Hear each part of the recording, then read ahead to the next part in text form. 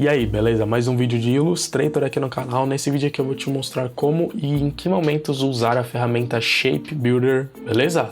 Vamos lá!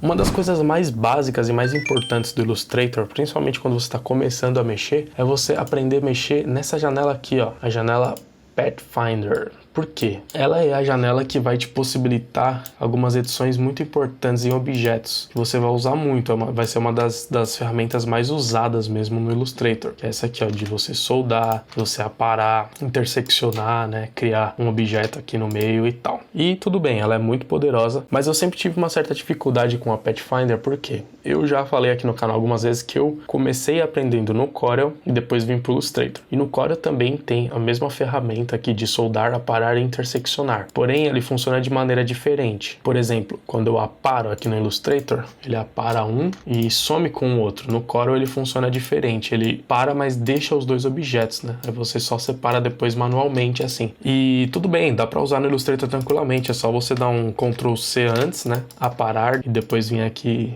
e dar um Paste in Place aqui, ó, o Ctrl Shift V, ele vai colar no mesmo lugar da mesma forma e você vai ter os dois objetos, assim como era no Corel, tranquilo, sem dificuldades nisso. Já me acostumei a trabalhar dessa forma aqui no Illustrator. Porém, no Illustrator tem uma outra ferramenta muito boa que muita gente não conhece, não sabe usar, por um mero detalhezinho, que é a Shape Builder Tool, que é a ferramenta que nós vamos ver aqui hoje. Primeira coisa, para exemplificar, eu vou só aumentar o stroke dos meus objetos aqui. Eu vou criar com esses dois círculos, com um stroke maior aqui, mais espesso. Eu vou pegar aqui a Shape Builder Tool. E confesso, eu aprendi a mexer nela bem recentemente, porque como é que funciona? Às vezes você está querendo aprender o Illustrator sozinho, né? E aí você começa a fuçar nas ferramentas, e tem umas que você simplesmente não entende como funciona e você ignora. E a Shape Builder Tool foi assim comigo, porque você foi lá e criou dois objetos. Você pega aqui a Shape Builder Tool, você não sabe para que funciona. E aí você passa o mouse aqui, fica com esse símbolozinho de proibido e você não consegue fazer nada. Você clica, arrasta e nada acontece, você fala, ah, essa ferramenta é inútil e você ignora. Sendo que isso acontece por um mero detalhezinho dela, que ela só aplica as alterações em objetos que você está selecionado. Então, antes de você usar a Shape Builder Tool em algum objeto, você precisa selecionar os dois, como eu fiz aqui. E agora sim, eu pego a Shape Builder Tool e aí, ó, quando você dá o mouse over, aparece esse preenchimento aqui pontilhado, que basicamente ela cria, ela faz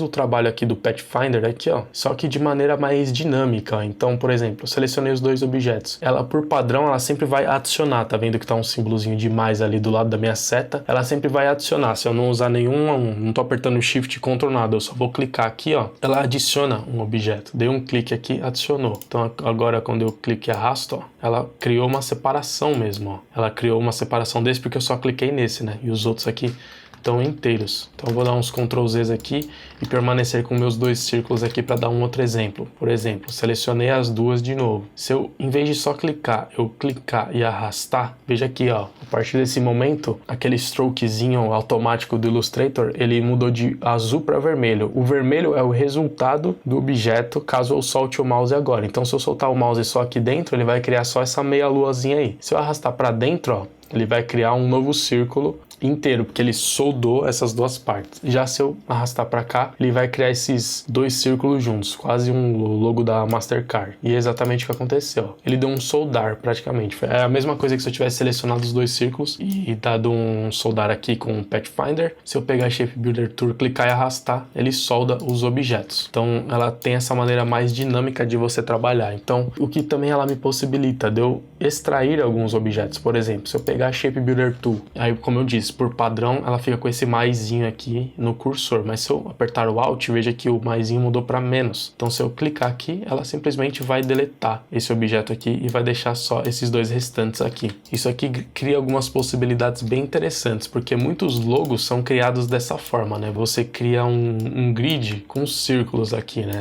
Você cria um grid como base para fazer alguma forma final depois, né? Muitos logos são assim que são criados. A pessoa cria um grid assim, e aí depois ela vai vetorizando, e aí com a Shape Builder Tool isso fica muito mais simples, né? Porque se eu selecionar tudo e quiser com a Shape Builder criar uma forma aqui, ó, resultando do encontro disso tudo, eu consigo tranquilamente, ó, simplesmente clicando e arrastando. Para algumas situações, ela vai ser mais simples do que usar o Pathfinder, aparar, interseccionar. Ela realmente dá algumas possibilidades bem interessantes. Você pode também, por exemplo, criar um objeto num espaço vazio. Então, por exemplo, se eu criar 4 círculos aqui, ó, tem esse espaço vazio aqui. Se eu selecionar todos, vir com a Shape Builder e clicar aqui, ela vai criar um objeto ali naquele espaço entre os vetores, o que te dá ainda mais possibilidades. Então, um exemplo clássico da Shape Builder é você fazer um desenho de uma nuvem. Então, você faz um traço reto embaixo, cria um círculo aqui, e aí quando você está criando esses objetos para fazer